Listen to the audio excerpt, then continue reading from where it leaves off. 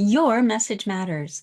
This is where we talk about everything nonfiction books.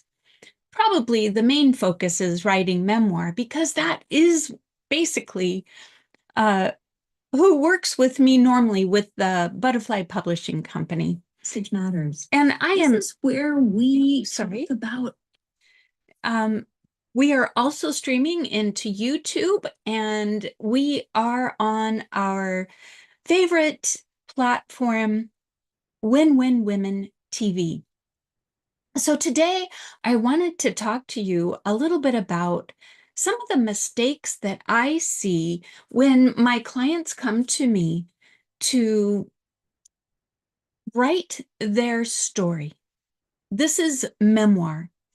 Not so much an autobiography, although sometimes people do include autobiography type focuses within their book. But as we know, memoir is a slice of your life. It tends to be more of one topic from your life, not your entire life. However, sometimes parts of our story start when we're young, maybe in our childhood, and then as we grow, we learn more about certain things. And when we'll just say the stuff hits the fan, those sometimes are our greatest learnings, right? And oftentimes people want to share their story. But in working with many people who have written memoirs, or I'll just call them books that share your story, I have found that many people make the same mistakes that, to tell you the truth, I think I made when I first started writing because I didn't know better. I hadn't taken any formal classes. I did take a few classes later on. I had taken creative writing in college and some different things like that, but I knew I had a calling to write a book. And originally, the book I wanted to write is not the one that I ended up writing first. It was kind of like that ship had sailed because when I first started writing, there was no self-publishing. There was no internet. I know it was back in the dark ages. So there was the library. You could go and get information, which I did. And I tried to figure things out. And it wasn't until much later that I did figure it out, that the internet came along, that I took some courses and I partnered with a publisher to create my very first book, which was Create Butterfly Moments, Become the Person You Were Meant to Be. And these are success principles that I wanted to share with maybe somebody who was newer to personal development and to share my wisdom having gotten older, maybe a little more sage, as somebody mentioned to me one time that I had sage wisdom. So I wanted to share these things with you as well. So let's dive into this week's subject, which is these mistakes really that people make that I see over and over again that you, if you're watching this show today, don't need to make because you're going to know better. When we know better, we do better, right? So we often want to share our story because, well, there's really many reasons why one might want to share their story, but it's my hope that when you want to share your story, you want to share it to help other people. So my story dates back something like 35 years ago when I was sitting in a Sunday school class and the pastor walked in and said, somebody in this room needs to write the book they're always talking about. My husband sort of elbowed me and said, see, it's time. You need to write that book. So, like I said, I started and I tried to figure it out, and I would sit in front of my computer and I didn't really know what to do, but I wanted to document some of the stories that were happening in my life, just current things that were humorous, that maybe were anecdotal, if you will. Is that the word, anecdotal? I sometimes make up my own words.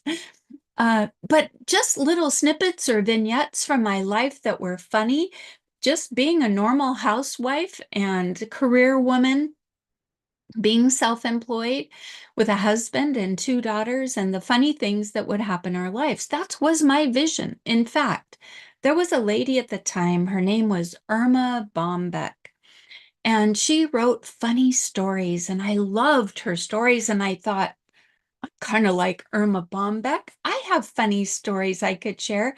And that's what I first envisioned. Well, many years later, I did write my first book. It was nothing like Irma Bombeck, and it really wasn't all that funny anymore. You see, life had taken a few twists and turns, and in some ways, it took the wind out of my sail for a while. But what I did know is I wanted to make a difference. And to do that, I felt like one of the things I needed to do was to write a book. You see, I follow a mentor and a previous pastor who is John Maxwell. You may have heard of him. He's very well known in the arena of leadership. And he had been my pastor for 13 years, and then he was writing books. And I thought, I think I need to write a book too, because I had had all of these different incidents happen in my life where people would say, oh, you should write a book. Or I had that feeling I wanted to be like Irma Bombeck. So I had a knowing, if you will, that I wanted to write a book, but I didn't know how. And I know I made mistakes. So I don't want you to repeat history and make mistakes that I have made. And how do we learn? Well, often we learn from those that have made mistakes that are bold enough and willing enough to share those mistakes with us so that we don't make them. Because I truly believe in the principle of failing forward. Sometimes things don't work out, and in that failure, you learn. And I believe that when you learn a truth in life, you should share it. So let's talk about some of these mistakes because I truly believe that you are going to want to know this as you're writing your book, or even if you've already written your book, go back and edit some of these mistakes that you could change. Or just remind yourself that when you write a second book, keep these things in mind. So I think the mistake number one that people make when they think about writing a book is they look at it more like a hobby than a business. Well, a book is a business.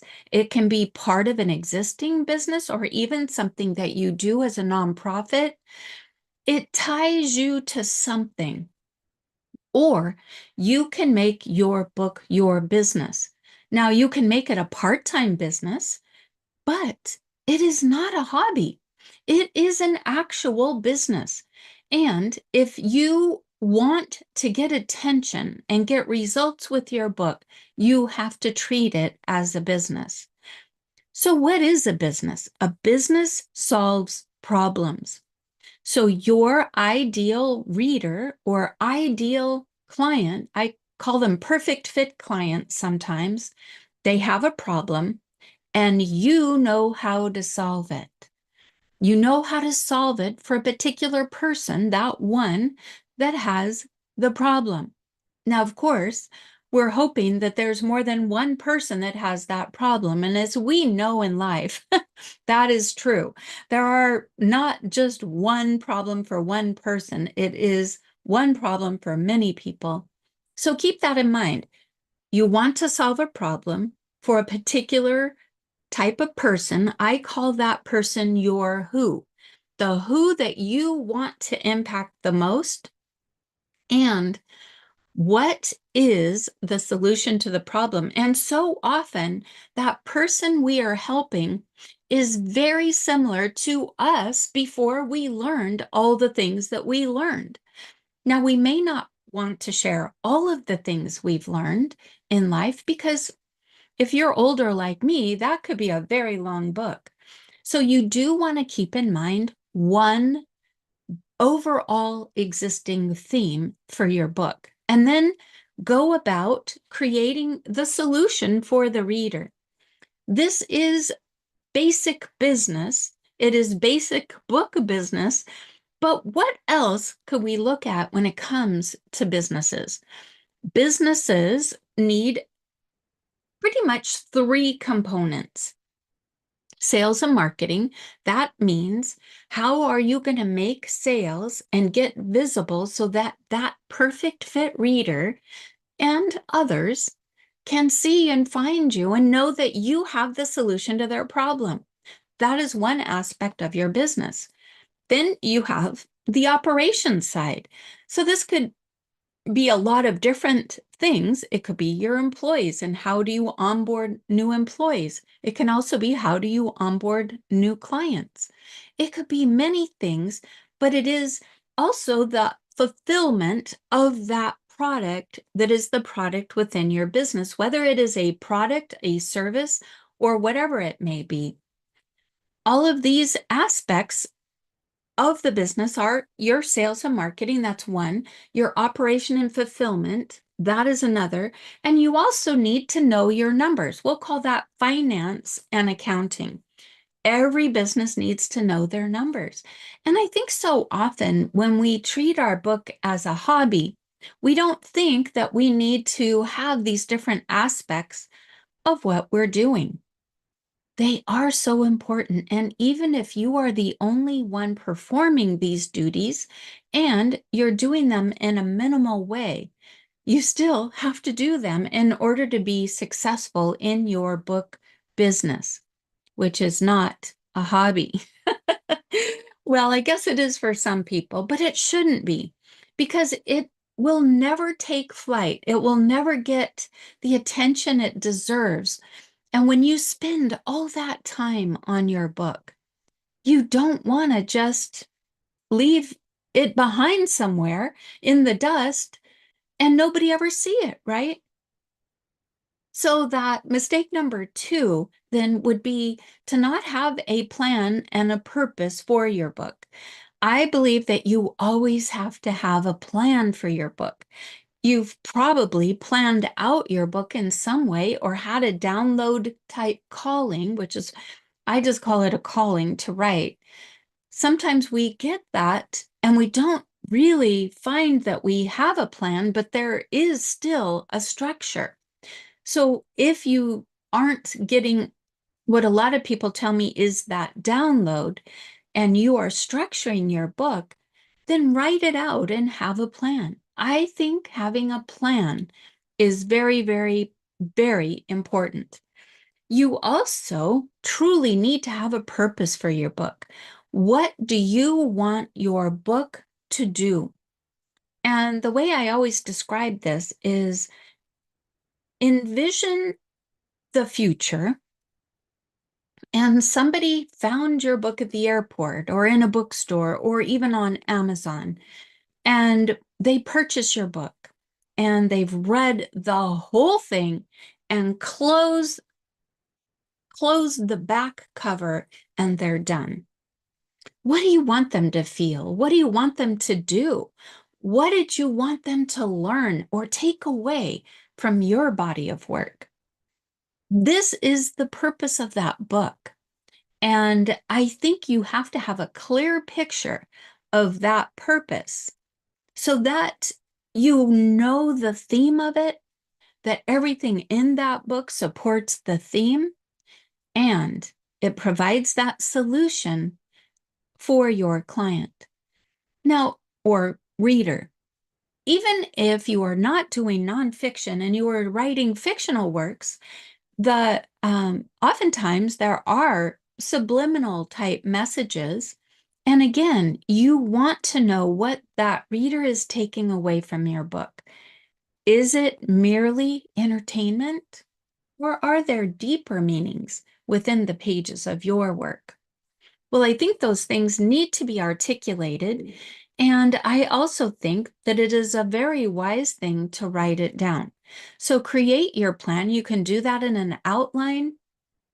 Oftentimes, what I do is when I'm getting ready to write a book, and I'm getting ready now. So what I've done is I put the overall theme on an index card, and I don't have one handy here to, oh yeah, I do. I have one handy right here. So I use these are 8 by 5 inch cards. And this is not the name of the book I'm working on. It actually, though, is an idea of something I had started some time back, which is a book that might be called Exercising Compassion. And I had thought I might write a book, but then decided that I didn't want to go that route. So you put the title or overall theme. You may not know the actual title of your book yet, and that's okay. I oftentimes say wait because it will come to you as you're writing or when you're finished. You can even research to make sure that it's a good title for your book. I'm not going to go into researching today, but you write on the first card this theme that all of the other cards are going to be your brainstorm um, supporting that particular theme. So you write them down. Some people call it a brain dump, where you just keep adding to it. And it may be something that you do over days and weeks, because the thoughts will keep coming to you as you set your intention within your mind to do this. So once you do that, you can create your plan. Now, your plan can change. Oftentimes, our plans change because what we know today may not be the same things that we know tomorrow. We may have learned more things that we want to include. So don't etch it in stone, so to speak, but make it so that it flows with your growth during the time you're writing your book. So I think mistake number 3 that people make is not fully understanding the different viewpoints of their story. So the first viewpoint of your story is you wanting to tell your story. It is very me focused. It is your viewpoint that you have based on your experience or what you want to share, especially in the arena of memoir. The second viewpoint will be from your editor's viewpoint. Your editor, and I highly recommend you get an editor because you want your editor to create this body of work that comes from your viewpoint to now kind of change it a little bit so that it has the reader's viewpoint, which is that third viewpoint and the final viewpoint that your book should express. So it starts with your viewpoint, then your editor is going to give you their viewpoint and maybe make suggestions to make it better than it was when you first started. And then you need to think of the reader's viewpoint. And I can read most books within the first few pages and tell you from which viewpoint it has been published. And I highly recommend that you share your viewpoint, but tell it in a way that the reader feels that it's from their viewpoint, if that makes any sense. That is what will make an impression on your reader. That will help them with a transformation, going from having a problem to knowing the solution and then taking action on it. I love that. And then the next thing you really need to look at that I think oftentimes people don't spend enough time on is who is that who that you want to read your book. Now, I'm in a program right now where I spent actually 3 days plus just talking about my ideal client. What are their demographics? What are their psychographics? What are the pain points that they are feeling? How do you serve them in your own unique way? These are very important insights to know, I would say, before you write your book. Because a lot of people will say, well, what I've learned or what I write about is good for everyone. And honestly, it's probably true, it is. But you can't market to everyone. When you market to a specific target, which may also find what I call outliers. So if you look at a traditional target with that bullseye in the middle, you have rings that go around. So there are still people who are going to be attracted, but you're speaking to your ideal client. And to know them is so, so important. Mistake number 4, or maybe 5 at this point, because I think I threw 2 into the last one. But this mistake is not really understanding that you're going to be making a sacrifice. Everything worthwhile is uphill. There is a sacrifice, a trade-off for everything you want to do. There are several of these types of sacrifices that I believe that we make when we decide to write a book.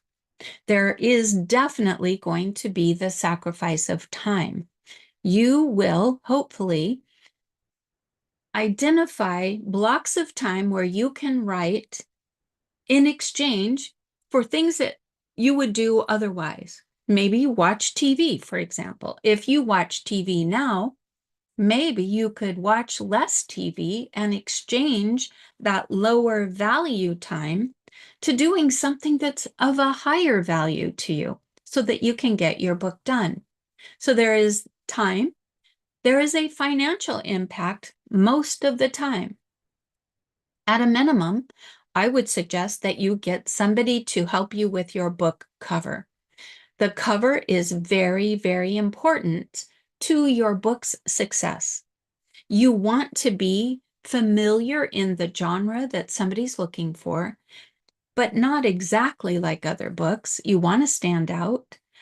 You also want to make sure that it speaks to your ideal reader. What kind of things would attract them? These are all very important things, and in order to have somebody design a cover for you, you need to have a budget for that. I also highly recommend you get an editor, at least one. Also, you could do that in a way where you exchange work. Maybe you read another author's work. I know you may not be a professional editor, but another set of eyes will really help your book be a better book. But if you have the budget, I would hire an editor. And if you're interested in somebody to edit your book, I'd love to apply for the job. That's what we do with the Butterfly Publishing Company, one of many things. We publish, we promote, we do all kinds of things within the umbrella of creating books, publishing, and promoting them. But hire somebody. I may not be your perfect person for you to hire for your book, but do really consider an editor. And then there's another sacrifice that I think people don't talk about enough. And this is the sacrifice of your privacy. When you write a book, you're putting it out there. Now, you might not be putting everything out there, but you're putting some things out there. There may be criticism. Hopefully, there will be celebration. But you, no matter how you do it, you are giving up some of your privacy in the way that you need to promote not only your book, but you as the author. People want to know who wrote this book, and they're gonna want to get to know you. So that means you're going to give up some of your privacy. And this kind of leads to mistake number 5, that people sometimes are not prepared to be judged by others. You will have a very strong opinion on what you do and how you do it, or at least I hope you do. I don't think wishy-washy kind of people ordinarily write books about things. They are people who have strong convictions about certain things that they want to write about. I really think that sometimes we're not prepared for that judgment, but be prepared because it can happen. You may get a bad book review. You're going to have to figure out, how do you protect yourself from judgment, from the lack of the privacy that you may have, from exposing yourself in a vulnerable way, and how people may react to that. I really think that this is very important when you are considering what you write, how you write it, and whether or not you publish it, because sometimes we write for ourselves, our own journey. Those things don't get published always. They could be used, but not everything maybe. Sometimes we publish for our friends and family, and sometimes we publish for the world, right? So, depending on who you're writing for, you really need to take these things into consideration. I think the last mistake that I would like to share with you today is that this is not a one and done process. It takes time. I think in order for anything and anyone to get good at a skill set, you need to practice it. I mean, nobody sits, well, at least not very many people sit at a piano and play some concerto that's just incredibly popular with people. It doesn't work like that. It's over years of practicing the piano that we get good at it. And then we might create something special that people love. It isn't a one and done. You don't sit down and type something out perfectly the first time. It needs to be read and reread, at least by you. And I would say if you're only going to use um, oh, your own work and review it yourself, that at least read it out loud and make sure that it sounds perfect. It doesn't repeat itself, that there are things that in there that call in the reader, that it's not me oriented, it's reader oriented. All of those things are so important. And you can Google what it takes to edit a book and go through your book. Some people say reading it backwards works really well.